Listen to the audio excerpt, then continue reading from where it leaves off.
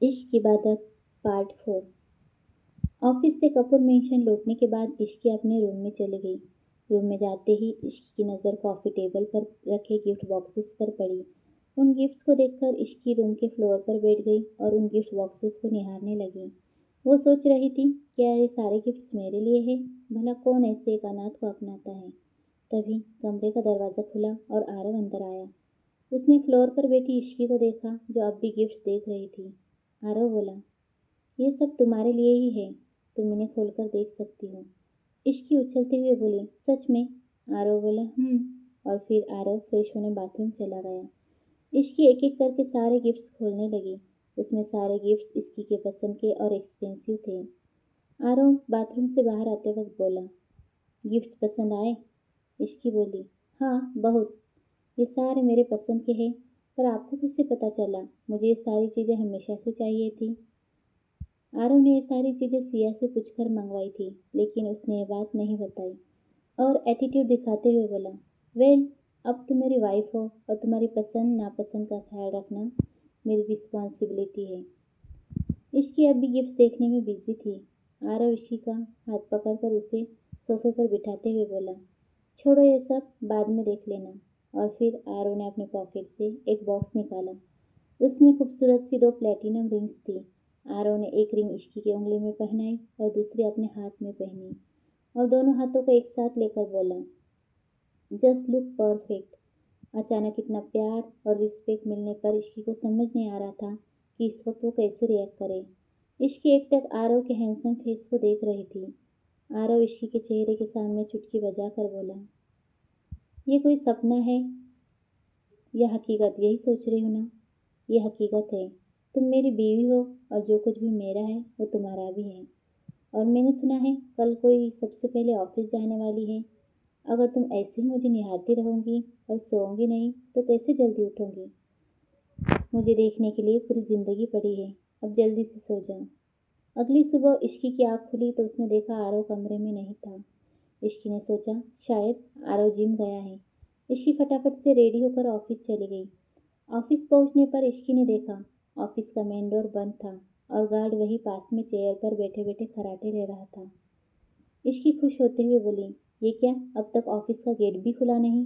इसका मतलब है मैं सबसे पहले ऑफिस आ गई। यस, अब मैं बताती हूँ मिस्टर डेविड को कि मैं जो बोलती हूँ वो करके दिखाती हूँ। फिर इश्की ने गार्ड को देखा और बोली, इसे देखो कैसे मजे से सो रहा है। मिस्टर आरव इसे सोने के पैसे देते हैं क्या? इश्की ने गार्ड को उठाया। हे गार्ड, उठो और गेट खोलो। गार्ड ने डोर ओपन किया और इश्की अंदर जाकर सीधे आरव के कैबिन में चली गई, ताकि जैसे ही आरव आए तो उसे पता चले कि इश्की सबसे पहले ऑफिस आई है। इधर कपूर मेंशन में आरव जब जिम से लौटा तो उसने देखा इश्की कमरे में नहीं है, न ही बाथरूम में है। उसे लगा इश्की ब्रेकफास्ट के लिए नीचे गई होगी। आरव भी रेडी होकर नीचे आया, लेकिन इश्की को वहां ना पाकर उसने आरती जी से पूछा, मॉम, आपने इश्की को देखा? कहीं नजर नहीं आ रही है? सिया बोली, जीजू दी तो सुबह सुबह ही रेडी होकर ऑफिस चली गई और मुझे बता कर गई है। सिया की बात सुनकर आरव सरप्राइज हो गया। सिया बोली, आपको भी ये बात सुनकर हैरानी हो रही है ना? मुझे भी हुई थी। मैंने पहली बार दी को इतनी सुबह सुबह उठते हुए देखा। आरव मन में बोला, इश्की ने मेरी बात को कुछ ज्यादा ही सीरियसली ले लिया। ऑफिस में बैठे बैठे इश्की बोर हो रही थी। इश्की पूरे ऑफिस को बारीकी से देखते हुए बोली, ऑफिस तो काफी बड़ा है और इंटीरियर भी A1 है। फिर इश्की आरव के चेयर पर बैठकर अपने मोबाइल स्क्रॉल करने लगी। तभी कैबिन का दरवाजा खुला। इश्की हड़बड़ाते हुए चेयर से उठकर बोली, आ गए आप? आरव लैपटॉप बैग टेबल पर रखते हुए बोला, आई थिंक मैं आ ही गया हूँ। इश्की बोली, मैंने बोला था ना कि मैं सबसे पहले ऑफिस आऊंगी और मैं आ गई। क्या आप अब भी यही बोलेंगे कि मैं सिर्फ बातें करती हूँ, मुझसे कुछ नहीं होगा? आरव बिना किसी भाव के बोला, वो तो मैं तुम्हारे काम को देखकर बोलूंगा। इश्की, जो अब तक आरव के मुंह से अपनी तारीफ सुनने का वेट कर रही थी, ये बात सुनकर अपसेट हो गई और मुंह फुलाते हुए बोली, एप्रिसिएशन नाम की भी कोई चीज़ होती है, इंसान एप्रिशिएट ही कर लेता। खैर छोड़ो, वो अब से होगा नहीं। इतना बोलकर इश्की बाहर चली गई और उसने धड़ाम से दरवाज़ा बंद कर दिया। वही इश्की के इस रिएक्शन से आरव के चेहरे पर स्माइल आ गई। कपूर मेंशन में सिया और आरती जी लिविंग रूम में बैठे हुए बातें कर रही थी। आरती जी बोली, इससे अच्छा ही हुआ कि इश्की ने कपूर इंडस्ट्री ज्वाइन कर ली। वो जितना ज़्यादा समय आरव के साथ बिताएंगी, उन दोनों के बीच अंडरस्टैंडिंग उतनी ही बढ़ेगी और उनका रिश्ता मजबूत होगा। सिया बोली, आई होप आंटी, आप जैसा कह रही हो वैसा ही हो। कपूर इंडस्ट्रीज में कॉन्फ्रेंस रूम में बहुत इंपॉर्टेंट मीटिंग चल रही थी। इश्की और समर भी उस मीटिंग में मौजूद थे। आरव बहुत सीरियस टोन में इंस्ट्रक्शन दे रहा था। सभी लोग उसकी बातों को कंसंट्रेशन के साथ सुन रहे थे। सुबह जल्दी उठने की वजह से इश्की को झपकी लग गई।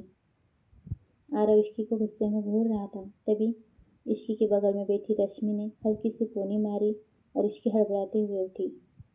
और जैसे ही आरव इश्की को इग्नोर करके अपनी बात कंटिन्यू करने लगा, कुछ देर बाद फिर से इश्की ने जमाई ली, जिससे बाकी एम्प्लॉय को हंसी आ गई।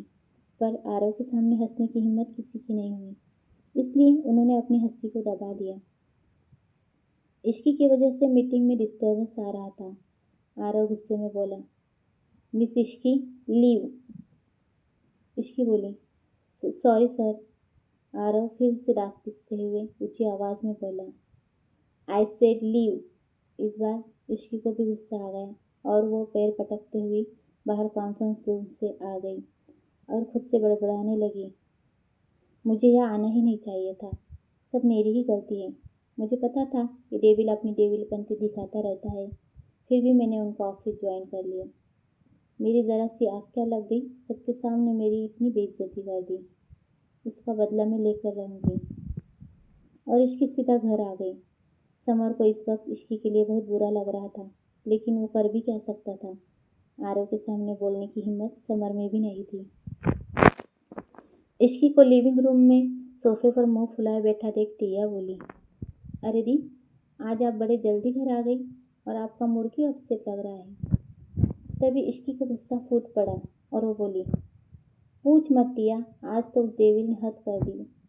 सुबह जल्दी उठने की वजह से मीटिंग में मेरी आँख क्या लग गई, उन्होंने सबके सामने मेरी इंसल्ट कर दी। अब मैं उनके ऑफिस में नौकरी नहीं करूँगी, ना ही उनसे बात करूँगी। समझते क्या है अपने आप को। आरती जी ने जब उनकी बातें सुनी तो अपने माथे पर हाथ मारते हुए बोली, मुझे तो लगा था इश्की और आरव साथ में वक्त बिताएंगे तो उनके बीच सब ठीक हो जाएगा, लेकिन यहाँ तो उल्टा ही हो गया। मुझे पता है आरव एक सख्त बॉस है और अपने काम को लेकर बहुत सीरियस रहते हैं, लेकिन उन्हें इश्की के साथ ऐसा नहीं करना चाहिए था। रात के वक्त इश्की रूम में मुंह फुलाए बालकनी में खड़ी हुई थी। तभी पीछे से आवाज आई, लगता है कोई मुझसे नाराज है। इश्की बिना आरव की तरफ मुड़े बोली, आप यहाँ क्यों आए हैं, जाइए यहाँ से, मुझे आपसे कोई बात नहीं करनी, ना ही आपकी शक्ल देखनी है। आरव बोला, अरे तुम मुझ पर क्यों गुस्सा कर रही हो, जो किया वो तुम्हारे बॉस ने किया और तुम अपने बेचारे हस्बैंड पर गुस्सा निकाल रही हो। इश्की गुस्से में पलट कर बोली, आप मेरे साथ ये डबल गेम मत खेलिए, आप सच में बहुत बुरे हो। यह आप बड़े केयरिंग और लविंग हस्बैंड बनते हो, क्या आप अपनी बीवी की इतनी सी गलती माफ नहीं कर सकते थे। सबके सामने मेरी इंसल्ट कर दी, डेवली कही के। आरव इश्की को बालकनी में लगे झूले पर बिठाते हुए बोला, मैं अपनी वाइफ की 1000 गलतियां माफ कर सकता हूँ, लेकिन अपने एम्प्लॉयज की ऐसी गैर जिम्मेदारी माफ नहीं कर सकता। मेरे लिए मेरा काम सबसे पहले है। अगर तुम्हारी जगह समर होता या कोई और एम्प्लॉय होता तो उसके साथ भी मैं यही करता। अब चलो नीचे, डिनर पर सब तुम्हारा वेट कर रहे हैं। इश्की बोली, आप जाओ, मुझे भूख नहीं है। आरव बोला, ठीक है, लेकिन मैं तुम्हारे लिए तुम्हारी फेवरेट पेस्ट्री लाया था, लेकिन अब तुम मना कर रही हो तो कोई बात नहीं, मैं ये खा लेता हूँ। इतना बोलकर आरव कमरे से जाने लगा। आरव मन में काउंट कर रहा था, 1 2 3। तभी इश्की तपाक से बोली, अब आप इतना इंसिस्ट कर रहे हैं तो खा लेती हूँ, लेकिन आप ये मत समझना कि मैं आपसे नाराज नहीं हूँ, मैं आपसे अब भी नाराज हूँ। इसी के साथ आरव के चेहरे पर हल्की स्माइल आ गई। इश्की और आरव को साथ में डिनर के लिए आता देख टिया बोली, अरे वाह, जीजू ने दी को मना लिया, वरना जितना मैं दी को जानती हूँ, दी इतने जल्दी मानने वालों में से है नहीं। आरती जी बोली, हाँ मानेंगी क्यों नहीं, मेरा बेटा हर काम में माहिर है। फिर चाहे वो अपनी बीवी को मनाना ही क्यों ना हो। सिया और आरती जी हंस पड़ी। इश्की चेयर पर आकर बैठी और सामने रखी पेस्ट्रीज को देखकर उसके गुब्बारे जैसे फूले हुए चेहरे पर स्माइल आ गई। इश्की के चेहरे पर स्माइल देखकर आरव को सुकून का एहसास हुआ। खाने के बाद इश्की अपने रूम में गई तो आरव अपने स्टडी रूम में काम कर रहा था।